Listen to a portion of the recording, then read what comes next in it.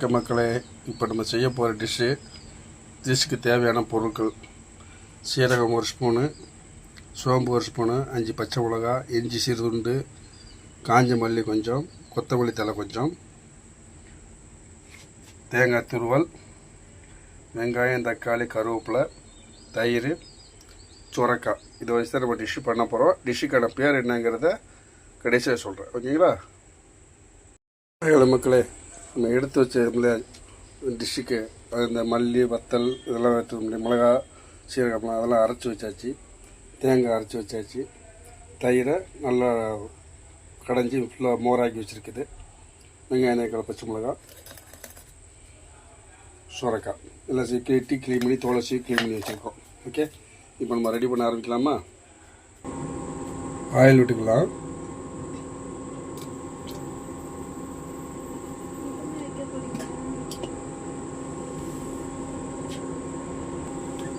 எண்ணெய் காஞ்சிருச்சு. கடுகு உளுந்து கூட போட்டுக்கலாம்.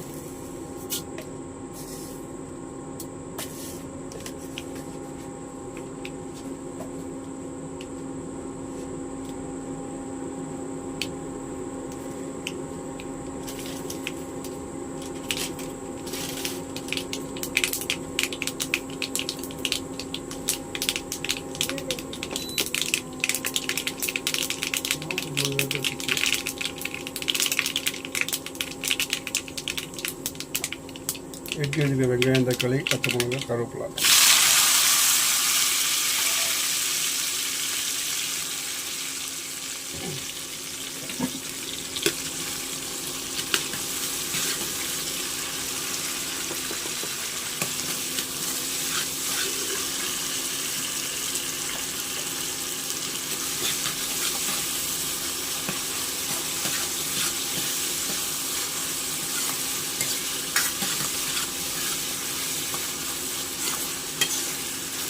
பாத்தே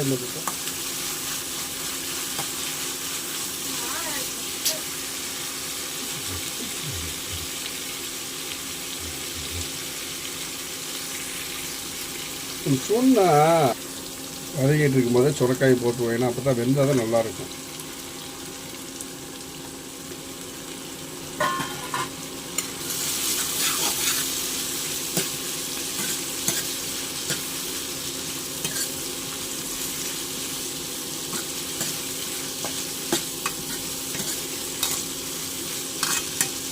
நல்லா வதங்கட்டும்.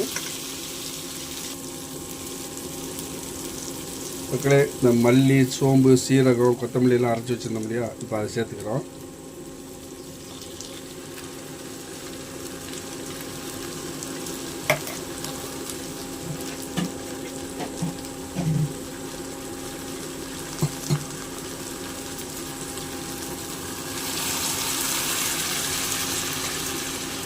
இதுக்கு கொஞ்சம் தண்ணி ஆட் பண்ணிக்கிறோம்.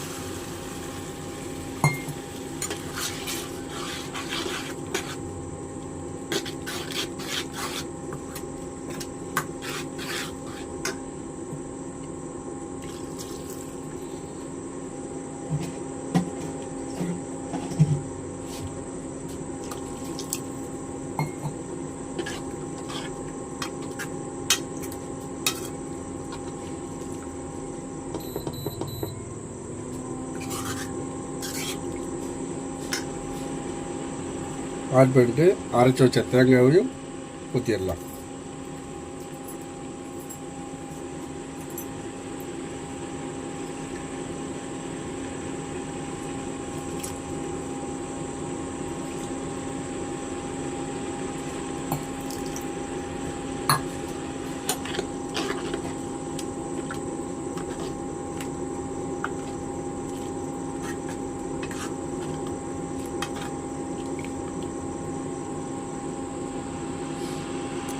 ஒரு 10 நிமிஷம் கொதிக்கட்டுங்களா?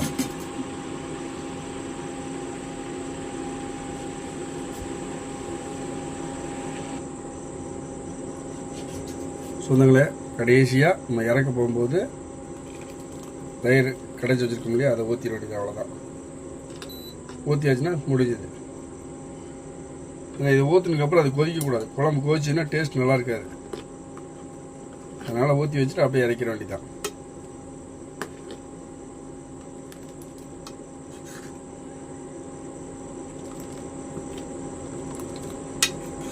இந்த டிஷ்ஷுக்கு பேர் என்ன தெரியுமா? மோர் குழம்பு.